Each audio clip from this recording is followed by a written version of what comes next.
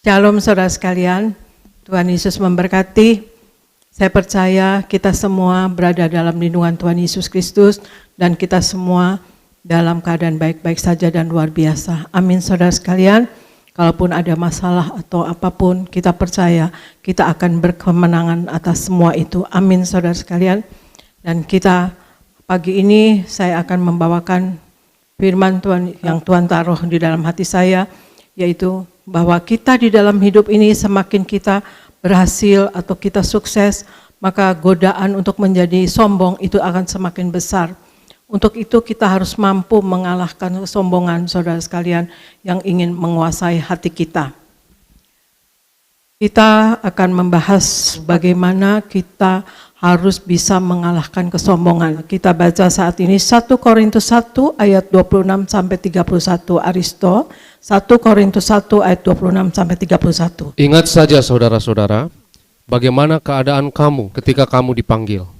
Menurut ukuran manusia, tidak banyak orang yang bijak, tidak banyak orang yang berpengaruh, tidak banyak orang yang terpandang.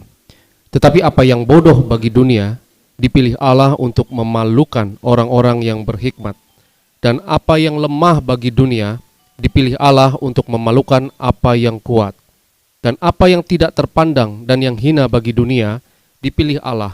Bahkan apa yang tidak berarti, dipilih Allah untuk meniadakan apa yang berarti.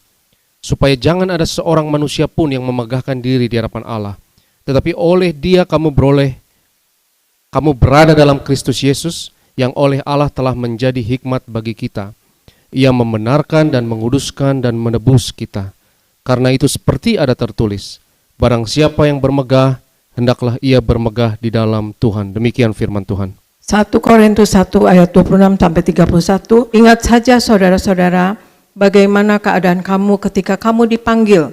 Menurut ukuran manusia, tidak banyak orang yang bijak, tidak banyak orang yang berpengaruh, tidak banyak orang yang terpandang. Tetapi apa yang bodoh bagi dunia, dipilih Allah untuk memalukan orang-orang yang berhikmat. Dan apa yang lemah bagi dunia, dipilih Allah untuk memalukan apa yang kuat. Dan apa yang tidak terpandang dan hina bagi dunia, dipilih Allah. Bahkan apa yang tidak berarti, dipilih Allah untuk meniadakan apa yang berarti. Supaya jangan ada seorang manusia pun yang memegahkan diri di hadapan Allah. Tetapi oleh Dia, kamu berada di dalam Kristus Yesus, yang oleh Allah telah menjadi hikmat bagi kita. Ia membenarkan dan menguduskan dan menebus kita. Karena itu seperti ada tertulis, barang siapa bermegah, hendaklah ia bermegah di dalam Tuhan. Saudara, kita harus menyadari bahwa Tuhan besar dan kita kecil. Kita harus menyadari bahwa kita banyak memiliki kekurangan dan kelemahan, saudara. Tetapi karena anugerah Tuhan, Ia tetap memanggil kita sebagaimana kita adanya, bukan kita melakukan hal-hal yang besar. Kita harus menyadari, saudara sekalian, bagaimana kita untuk mengalahkan kesombongan. Kita harus menyadari bahwa Tuhanlah yang besar dan bukan kita, saudara. Kita harus mengucap syukur karena Tuhan telah memilih seorang seperti kita, bukan kita malah menjadi sombong karena merasa dipilih. Kita sombong bila berkata, saudara, bahwa karena saya sudah berbuat kebaikan ini, maka Tuhan memberikan kebaikan itu kepada saya. Harusnya kita berkata bahwa karena Tuhan sudah memberikan kebaikan itu kepada saya, maka saya memberikan kepada Tuhan kebaikan ini. Tuhanlah yang besar, saudara sekalian, bukan kita. Jadi bagaimana untuk mengalahkan kesombongan yang kadang-kadang kita tidak sadari, saudara sekalian, di dalam hidup sehari-hari kita tidak sadari kita menjadi sombong. Bahkan di dalam hati, saudara sekalian, menguasai hati kita kadang-kadang. Yaitu kita harus menyadari bahwa Tuhanlah yang besar, bukan kita, saudara. Ya, yang kedua kita baca di 1 Korintus 4 ayat 6-7 Aristo. 1 Korintus 4 ayat 6-7. Saudara-saudara, kata-kata ini aku kenakan pada diriku sendiri dan pada Apolos. Karena kamu, supaya dari teladan kami kamu belajar apakah artinya ungkapan, jangan melampaui yang ada tertulis. Supaya jangan ada di antara kamu yang menyombongkan diri dengan jalan mengutamakan yang satu daripada yang lain, Sebab siapakah yang menganggap engkau begitu penting? Dan apakah yang engkau punyai yang tidak engkau terima? Dan jika engkau memang menerimanya, mengapakah engkau memegahkan diri seolah-olah engkau tidak menerimanya? Demikian firman Tuhan. Ya, 1 Korintus 4 ayat 6-7. Saudara-saudara, kata-kata ini aku kenakan pada diriku sendiri dan pada Apolos, karena kamu, supaya dari teladan kami, kamu belajar. Apakah artinya ungkapan, jangan melampaui yang ada tertulis, supaya jangan ada di antara kamu yang menyombongkan diri dengan jalan mengutamakan yang satu daripada yang lainnya. Sebab siapakah yang menganggap engkau begitu penting? Dan apakah yang engkau punyai yang tidak engkau terima? Dan jika memang engkau menerimanya, mengapakah engkau memegahkan diri seolah-olah engkau tidak menerimanya? Saudara sekalian, hal yang kedua untuk kita dapat mengalahkan kesombongan, saudara sekalian, kita harus mengerti dan harus menyadari bahwa semua yang menjadi milik kita, yang kita miliki adalah semua milik Tuhan, saudara sekalian. Setiap harta, talenta, kesempatan, atau kebisaan, atau kemampuan, saudara sekalian, yang kita miliki itu adalah anugerah dan itu adalah berkat daripada Tuhan. Karena itu kita harus bersyukur dan menggunakannya sebaik mungkin. Bukan malah menjadi sombong ya saudara. Karena memiliki harta banyak, mempunyai banyak kemampuan dan punya banyak kesempatan dibanding teman-teman kita, kita menjadi sombong saudara. Kita harus menyadari bahwa semua yang kita miliki itu dapat lenyap kapan saja. Dan sewaktu-waktu dapat lenyap saudara. Tuhan yang memiliki kuasa untuk memberi. Dan Tuhan juga yang memiliki kuasa untuk mengambil. Semua yang kita miliki di dunia ini hanya bersifat sementara. Tetapi satu yang kekal, yaitu persekutuan kita dengan Tuhan. Jika kita sungguh-sungguh bersyukur dan bersukacita karena Tuhan di dalam hidup ini, maka kita akan memiliki hidup yang penuh harapan, yang penuh hidup dengan dikasihi oleh Tuhan, saudara sekalian. Ya, kita lihat di Galatia 6 ayat 14 yang mana Rasul Paulus mengatakan, tetapi aku sekali-sekali tidak mau bermegah selain dalam salib Tuhan kita Yesus Kristus, sebab olehnya dunia telah disalibkan bagiku dan aku bagi dunia. Saudara sekalian, ya kita harus menyadari untuk kita mengalahkan kesombongan yang kedua, yaitu kita harus menyadari bahwa semua yang kita miliki adalah miliknya Tuhan yang sewaktu-waktu bisa lenyap kapan saja, saudara sekalian. Kita baca sekarang Yakobus 4 ayat 13-17. Aristo, Yakobus 4 ayat 13-17.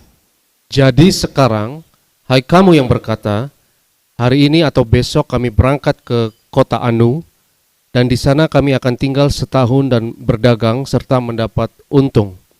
Sedang kamu tidak tahu apa yang akan terjadi besok. Apakah arti hidupmu? Hidupmu itu sama seperti uap yang sebentar saja kelihatan lalu lenyap.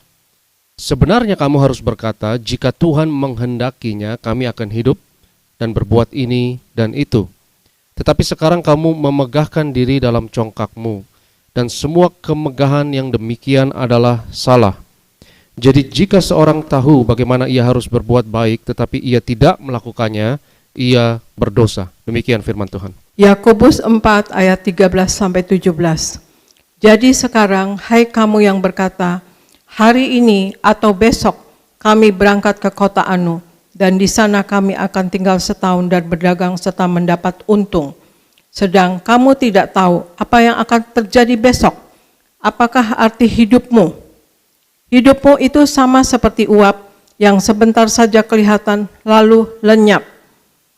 Sebenarnya kamu harus berkata, jika Tuhan menghendakinya, kami akan hidup dan berbuat ini dan itu.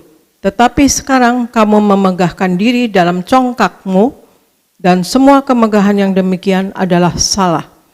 Jadi jika seorang tahu bagaimana ia harus berbuat baik, tetapi ia tidak melakukannya, ia berdosa. Hal yang ketiga yang harus kita sadari, saudara sekalian, untuk kita dapat mengalahkan kesombongan, saudara sekalian, kita harus tahu bahwa Tuhanlah yang punya kuasa atas hidup kita. Tuhanlah yang berkuasa atas hidup kita. Di sini dikatakan, tetapi jika kamu memegahkan diri dalam congkakmu dan semua kemegahan yang demikian adalah salah. Kita harusnya berkata, sebenarnya kamu harus berkata firman Tuhan, jika Tuhan menghendakinya, kami akan hidup dan berbuat ini dan itu. Jika Tuhan menghendakinya. Jadi hal yang ketiga untuk kita dapat mengalahkan kesombongan adalah kita harus tahu dan menyadari bahwa Tuhanlah yang berkuasa atas hidup kita, saudara. Kita harus senantiasa membaca firman Tuhan siang dan malam, sehingga kita dapat mengerti bahwa apapun yang terjadi dalam hidup ini, atau segala sesuatu yang terjadi dalam hidup ini, kita itu tidak berada di luar kontrol Tuhan. Ya saudara sekalian, bahwa satu hal pun tidak ada yang di dunia ini yang terjadi di luar pengetahuan, luar kontrol Tuhan. Tidak ada alasan bagi kita untuk takut atau khawatir akan menghadap hari esok.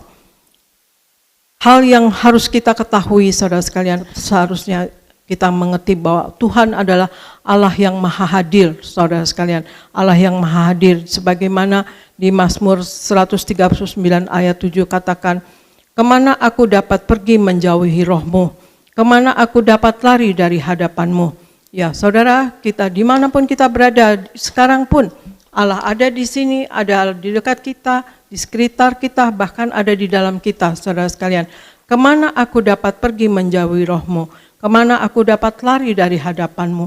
Dan kita harus tahu bahwa Allah itu Allah maha hadir, ya saudara sekalian. Karena kita suka berpikir bahwa hal buruk yang terjadi dalam hidup kita tidak dapat dikendalikan, sehingga rasa khawatir dan cemas selalu menguasai hati dan pikiran kita.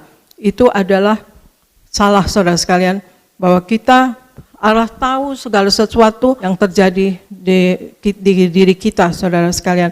Maka itu kita harus mengerti bahwa Dia Allah maha hadir, maka Dia yang berkuasa atas hidup kita, dan Dia yang menghendaki kita untuk berbuat ini dan itu, saudara sekalian, tidak lepas dari luar kontrol Tuhan. Dan kemudian juga kita harus tahu bahwa Tuhan Allah adalah Allah maha tahu, sebagaimana di Mazmur 33 ayat 13-14 katakan, Tuhan memandang dari sorga, Ia melihat semua anak manusia, dari tempat kediamannya Ia menilik semua penduduk dunia. Saya ulangi lagi, Mazmur 33 ayat 13-14, Tuhan memandang dari sorga, Ia melihat semua anak manusia, dari tempat kediamannya Ia menilik semua penduduk bumi, saudara. Tuhan tahu dan peduli dalam keadaan kita, dalam keadaan sehat, dalam keadaan sakit, dalam masalah, dalam beban berat, saudara sekalian. Dia tahu akan terjadi dan bagaimana penyelesaiannya. Dia akan membimbing dengan Roh Kudus-Nya kepada kita, saudara sekalian. Maka dia juga tahu segala kebutuhan kita. Jadi yang kita harus tahu adalah Allah yang besar, bukan kita, saudara sekalian. Dan hal yang kemudian yang kita harus ketahui juga untuk kita dapat mengalahkan kesombongan, saudara sekalian, kita baca Lukas 14 ayat 11 dan 1 Petrus 5 ayat 5. Aristo. Lukas 14 ayat 11, sebab barang siapa meninggikan diri ia akan direndahkan, dan barang siapa merendahkan diri ia akan ditinggikan. 1 Petrus 5 ayatnya yang kelima. Demikian jugalah kamu, hai orang-orang muda, tunduklah kepada orang-orang yang tua, dan kamu semua rendahkanlah dirimu seorang terhadap yang lain, sebab Allah menentang orang yang congkak, tetapi mengasihani orang yang rendah hati. Demikian firman Tuhan.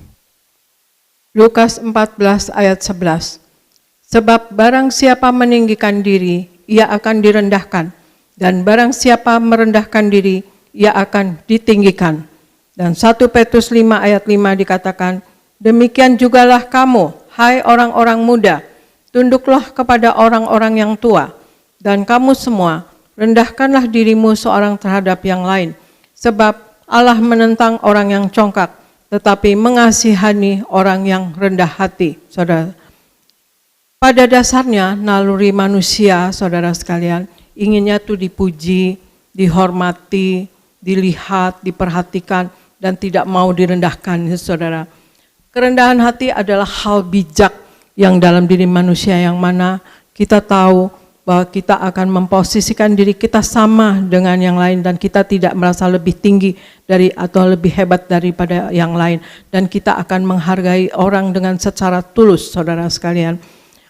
Orang yang rendah hati mau belajar dan diajar, saudara sekalian, melalui sekolah kehidupan yang nyata ini, saudara sekalian. Maka ketika kita berinteraksi dengan sesama, maka disitulah kita akan belajar dan diajar. Sebagaimana di Amsal 27 ayat 17 dikatakan, besi menajamkan besi, orang menajamkan sesamanya. Besi menajamkan besi, orang menajamkan sesamanya. Jadi ketika kita berinteraksi dengan sesama kita, disitulah kita jadi belajar dan diajar, saudara sekalian. Kita harus rendah hati, kita mau belajar di dalam hidup ini. Juga orang yang rendah hati itu juga mau mengakui kesalahan dan tidak sombong, tidak gengsi dan tidak menutupinya, saudara. Di Amsal 28:13 dikatakan, siapa menyembunyikan pelanggarannya tidak akan beruntung, tetapi siapa mengakuinya dan meninggalkannya akan disayangi. Artinya orang yang mengakui dan meninggalkan kesalahannya akan disayangi. Disayangi oleh sesama, juga disayangi Tuhan, saudara sekalian, karena dia tidak menyembunyikan dan tidak munafik. Ya, kalau ada orang sombong itu biasanya memilih menyembunyikan kesalahannya, saudara sekalian, dan berlaku munafik, ya saudara sekalian. Untuk itu ada 4 hal yang harus kita tahu bahwa untuk kita dapat mengolah kesombongan, saudara, kita harus mengerti bahwa 1, Tuhanlah yang besar, bukan kita. Kedua, segala milik yang kita punyai itu adalah milik Tuhan. Yang ketiga, saudara sekalian, Tuhanlah yang punya kuasa atas hidup kita, saudara sekalian. Dan yang keempat, kita selalu rendah hati di dalam hidup ini. Tuhan Yesus mengatakan, belajarlah kepadaku karena aku lemah lembut dan rendah hati. Kita harus belajar dari kerendahan hati yang Tuhan miliki di Filipi 2. Filipi 2 ayat 6 dan Aristo bacakan. Filipi 2 ayat 6 sampai 9. Yang walaupun dalam rupa Allah tidak menganggap kesetaraan dengan Allah itu sebagai milik yang harus dipertahankan, melainkan telah mengosongkan dirinya sendiri dan mengambil rupa seorang hamba dan menjadi sama dengan manusia. Dan dalam keadaan sebagai manusia ia telah merendahkan dirinya dan taat sampai mati, bahkan sampai mati di kayu salib. Itulah sebabnya Allah sangat meninggikan dia dan mengaruniakan kepadanya nama di atas segala nama. Demikian firman Tuhan. Ya, Filipi 2 ayat 6 sampai 9. Yang walaupun dalam rupa Allah tidak menganggap kesetaraan dengan Allah itu sebagai milik yang harus dipertahankan, melainkan telah mengosongkan dirinya sendiri dan mengambil rupa sebagai seorang hamba dan menjadi sama dengan manusia. Yang dalam keadaan sebagai manusia, ia telah merendahkan dirinya dan taat sampai mati, bahkan sampai mati di atas kayu salib. Itulah sebabnya Allah sangat meninggikan dia dan mengaruniakan kepadanya nama di atas segala nama, saudara sekalian. Untuk itu, marilah kita lihat, saudara sekalian, Tuhan Yesus sendiri, seperti di ayat tadi, saudara sekalian, di Filipi 2 ayat 6 sampai 9, merendahkan diri, saudara, mengosongkan diri menjadi sama dengan manusia, bahkan sampai mati untuk menebus kita, saudara sekalian. Ya, kita harus belajar daripada Tuhan Yesus, karena Tuhan Yesus juga sendiri yang mengatakan, belajarlah kepadaku, karena aku lemah lembut dan rendah hati. Jadi untuk mengalahkan kesombongan dalam hidup ini, saudara sekalian, 1, Tuhanlah yang besar, bukan kita. Kita harus menyadari itu, ya saudara sekalian, Tuhanlah yang besar, bukan kita. Yang kedua, kita harus menyadari bahwa segala milik kita adalah miliknya Tuhan. Yang ketiga, kita harus tahu dan menyadari bahwa Tuhanlah yang berkuasa atas kita, Tuhanlah yang punya kuasa atas hidup kita, saudara sekalian. Dan yang keempat, kita dalam hidup ini selalu rendah hati, saudara sekalian. Itulah yang saya lihat pada diri seorang pengusaha, saudara sekalian, yaitu Bapak Hasim.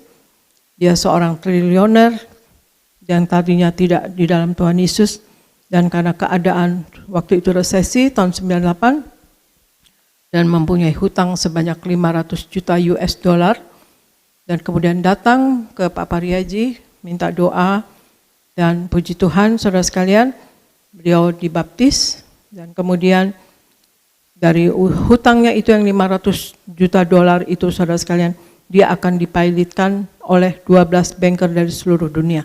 oleh 12 bank dari seluruh dunia, saudara sekalian. Ya. Nah, sebelum rapat untuk dipilotkan itu, Pak Pariaji ada menyuruh Pak Hasim, karena rapatnya di Singapura, maka dia menerima perjamuan kudus dulu dan memakai minyak urapan, dan ruangannya disuruh diurapi dengan minyak urapan.